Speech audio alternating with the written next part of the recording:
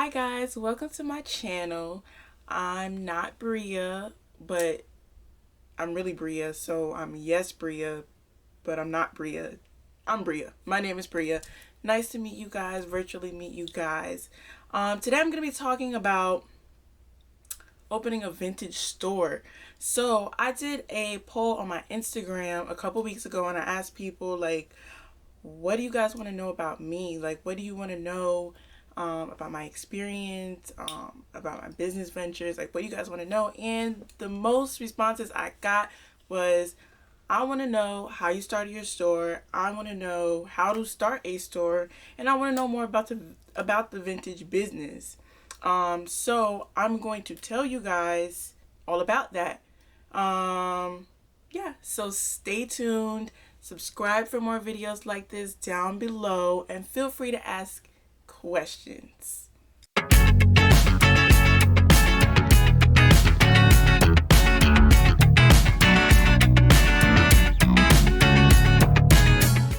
So I wrote all my notes on my phone, so please excuse me if I'm reading off of my phone.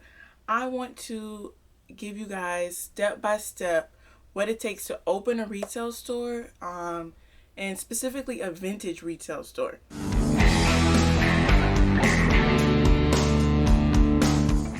So, number one, most important, is choose your niche. It sounds like in the vintage world, you can do everything. I promise you from personal experience, you cannot do everything. You cannot focus in all categories of vintage. Vintage is a very broad topic. First and foremost, what are we talking? Are we talking vintage clothing? Are we talking vintage furniture? Are we talking vintage baseball cards? What is your niche? You cannot do it all. I promise you, you cannot do it all. Once you choose a category, an overall category, then you can go down and make it even smaller. So if I want to do vintage baseball cards, I need to choose what years I want to do. I need to choose what team I want to do. I need to choose how rare I want it to go. It's just not possible to do it all. Maybe somebody can. I couldn't. I can't. I wouldn't try. I wouldn't recommend it to my worst enemy. Please take my word for it on this one. Choose your niche and choose your niche wisely. Once you choose your niche, you need to start searching for suppliers in that field. So basically, I had a partner in my business. My husband was my partner, is my partner still to this day. And he handled the men's side of things and I handled the women's side of things. My husband's focus was t-shirts, hands down t-shirts. Basically 70s through early 2000s. Early 2000s were really later in our vintage journey. We just started incorporating 2000s. We stopped at 70s through 90s in general. My husband focused on t-shirts. When it comes to choosing your niche and finding a supplier, you have to make sure your supplier is able to handle the volume of what you need. This is very important. When you go online and you search on Google vintage wholesalers, vintage rag houses, vintage bulk, when you search those things, make sure when you call these companies up that they are talking to you about your niche. Do not just say, okay, I see vintage wholesaler, I'm going to go there. Do not do it. You will waste money, you will waste time, and you will waste effort. You're opening a new business, you don't have time to waste those things. You do not have the time. Make sure you get on the phone and you are very clear. Hey, so-and-so, I need vintage t-shirts from the 90s, minimum 500 pieces. If that person says, I cannot do that, but I have X, Y, and Z, that person is not for you. They're just not. You cannot force a connection. You have to go where you can make the most money. Do not get conned into taking things to get other things. For example, it's known in the vintage wholesaling world that to get t-shirts that are $5, $6, $7, $8, $900 t-shirts to resell, that you have to buy new t-shirts so it balances it out. Absolutely not. I would not do that. Absolutely not.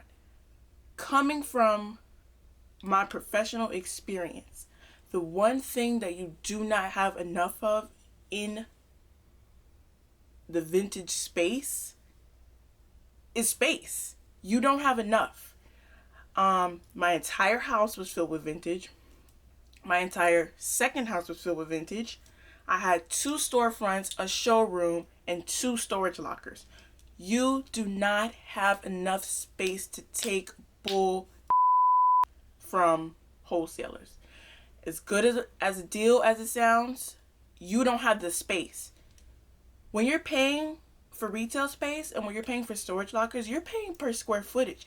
Any square footage that you take up of merchandise that can't be sold because it's not in your wheelhouse, that's you losing money. Do not fall for the con of buying stuff you don't need to get the stuff you do need. Do not do that. Pro tip number 1. Absolutely do not do that. Once you choose your niche and you find your wholesaler, then you can move on to the next step.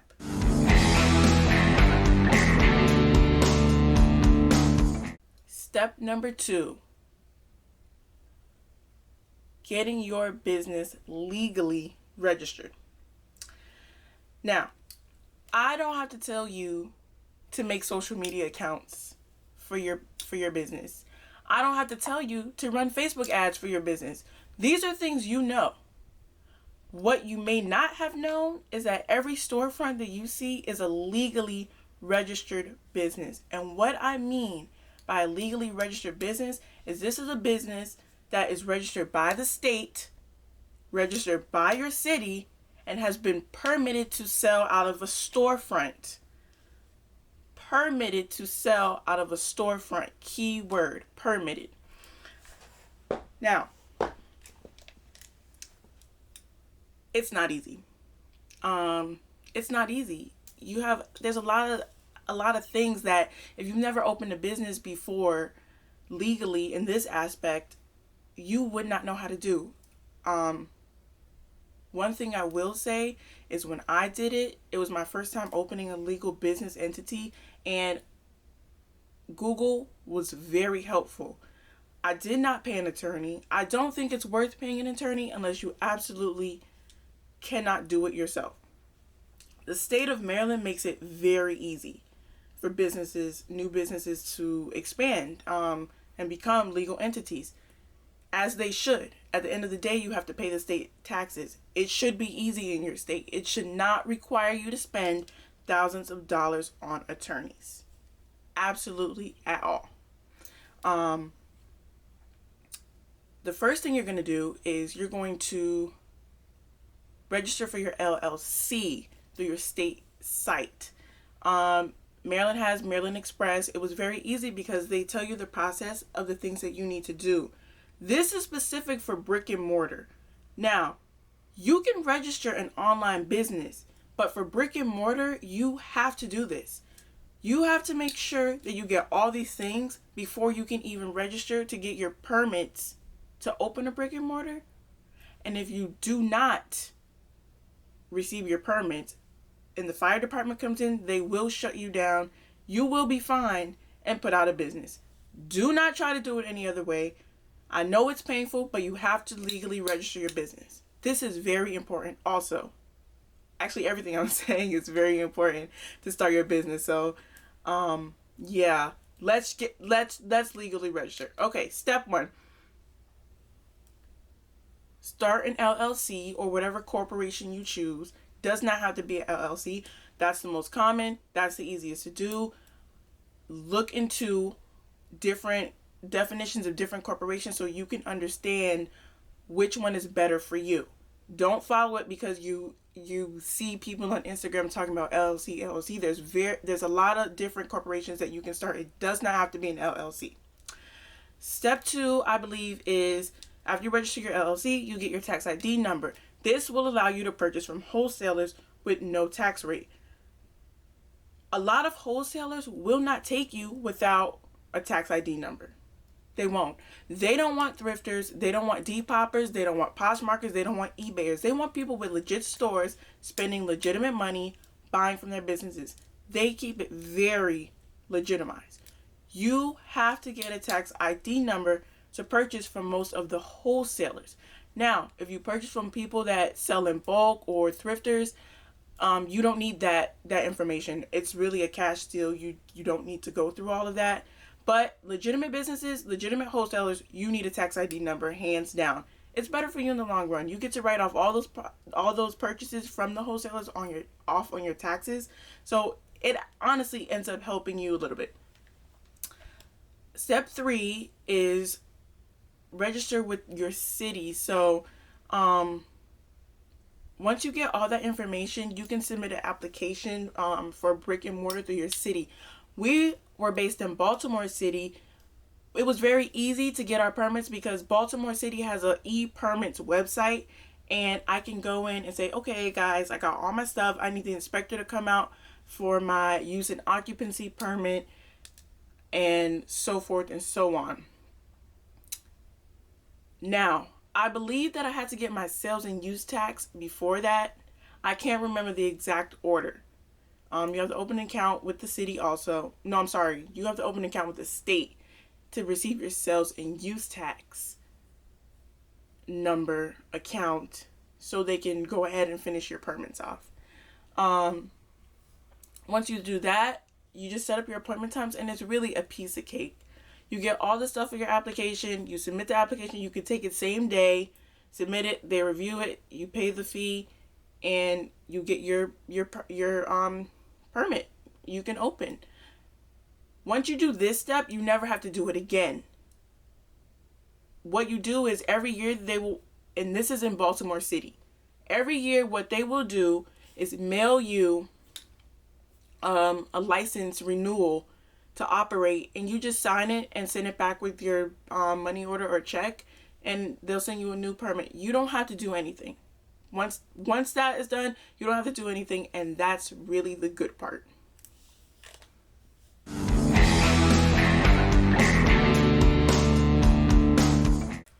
Step 3, and my final step for this video, is location, location, and more location. This is vital. I know I've said that the last 2 steps, but this is vital. This is vital to your success of this business.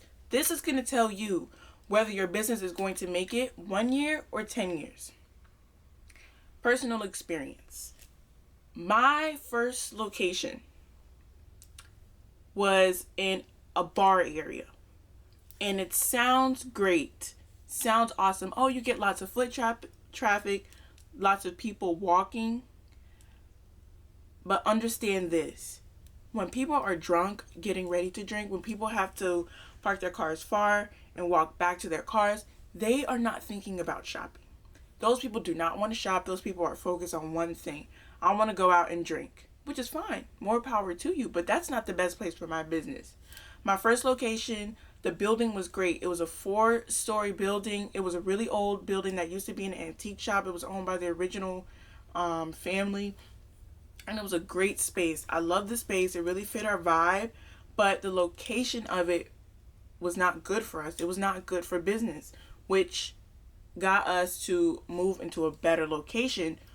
We were taking a cut on space size and the ability to get, multiple items in there, and we had to let go of our bargain basement. We had to let go of our art gallery floor. We had to let go of our storage area. It was a downsize, complete downsize. I mean, we went from 3,000 square feet to less than 1,000 square feet, but it was better for our business to be in a better area. Not only that, in the better area, we were paying less money. less space, less money. It makes sense, but per square footage, it was still less money. Location. Like I can't stress it enough. There's nothing else I can say but location. I cannot say anything else to you guys but location, location, location. And I know it's cliche and I know you hear it all the time, but I promise you, it is the difference. You do not want to be in a dead area. You need to think about, okay, when I go shopping for vintage, where do I go? Where's the first place I go? If your vintage store that you like to go to is the only one on that street, I wouldn't recommend it. I would go in an area where there's lots of stores. I would go in an area where there's multiple vintage stores. I would go in an area where everything is compiled together, where shoppers can hit one store after the next, after the next, after the next. It is very, very, very, very important that you choose a location. All that to say that all these things comes after funding. I can't tell you how to get funding. I can make a separate video about my personal experience with funding. Just let me know in the comments below. But I can't tell you how to get funding. I can give recommendations. I can't tell you how to get funding. That's something you have to figure out your own. But, you know, use these 3 tips to get you a vintage store.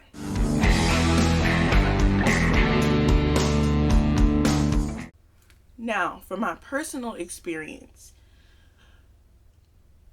I love vintage. I've always had a passion for vintage. When I was in 8th grade, I asked my mom to take me to the thrift store to buy clothes for high school. This came randomly because one day I was at my grandparents' house and I was like, well, I'm gonna see what my grandma has in her closet. Like, why not? My grandma doesn't wear any of those clothes. They're piled up in her closet. I'm just gonna go check it out. When I was done going through her closet, I realized I had a garbage bag full of stuff that I wanted to wear. And I was like, oh, cool. Can I have it? And she was like, sure. So that started my journey into vintage. I started thrifting in Miami when I was very young. I started selling on Etsy briefly. I briefly sold on Etsy. Nothing too serious. I really studied it and took it serious at the time. I went to college. By the time I went to college, it was harder to find vintage in DC, so I kind of had to let it go some. Thrifting wasn't great there either, so, you know, that was really the sad story for me. But I did still order things on eBay, but it was something about the hunt back then finding, you know, pre-picked stuff on eBay that was, like, it brought me joy and excitement. So I kind of took a step back. Then I met my husband, and my husband was like, you know what I always wanted to do was open an art gallery. And I was like, oh, that's such a great idea. Like, let's just open an art gallery and see how it goes. So we found this building.